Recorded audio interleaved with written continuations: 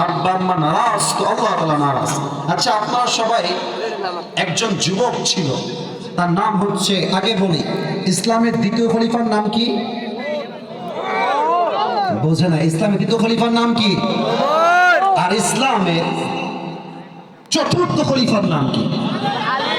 ডানে কয় বামে কয়, তার নাম কি? আলী রাদিয়াল্লাহু তাআলা আনহু। আপনারা সবাই ওয়াস কওমি নাম শুনেছেন? হ্যাঁ, নাম শুনবেন না কেন? আল্লাহর হাবিব বলছে, এই ওমর দাঁড়াও, এই আলী দাঁড়াও। কি হয়েছে নবী? বলছে, আমার পরে একজন যুবক হজ করতে আসবে, ইসমুহু ওয়াইস। তোমরা দুইজন আলী এবং ওমর ওয়াইসের থেকে দোয়া চাইবা। তো আলী বলছে, নবী হে, তার মাঝে এমন কি আছে যে ওমর তার কাছে দোয়া চাইবে, আমি তার কাছে দোয়া চাইব?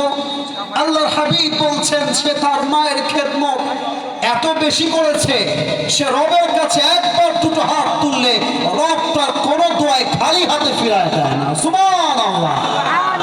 আব্বা আম্মার দোয়া লাগবে, যা নামাজ নাই, যা আল্লাহ নাই তার যুবক ভাইরা, ঠিক কিনা বলো?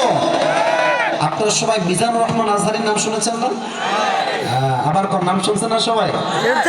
আশা রাখছি উনি আসবে আগামীতে ইনশাআল্লাহ, হয়তো নেক্সট মান্থে আসবে, এটা আমাদের বিশ্বাস, আমাদের ভরসা। এই মাসেও, সামনে মাসে ওনার সময় ডেট রাখা ছিল 12 ডিসেম্বর ঢাকাতে। তো হুজুর ঘোষণা করেছেন যে উনি নেক্সট ডে আসবেন। তা আমরা বিশ্বাস রাখি আজহারী যখন দেশে ফিরবে, পুরো বাংলাদেশটাই একটা কোরআনের বাগান হয়ে যাবে যুবক।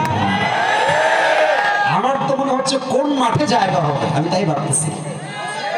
এটা কোনো ভাব নয়, এটা কোনো ফেমাসলি নয়, এটা একমাত্র আল্লাহ করে ভালোবাসা যুবক ভাই আমার।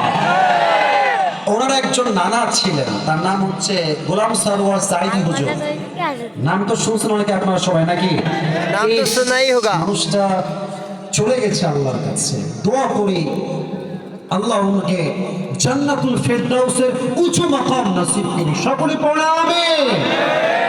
উনি একটা কথা বলতেন যেটা আমার হৃদয়ে কাজ করেছে। উনি বলতেন যে, আমি বলছি সবাই ঠিক বলে, যদি কথা ঠিক হয়, নামাজ নাই যার, ঈমান নাই তার।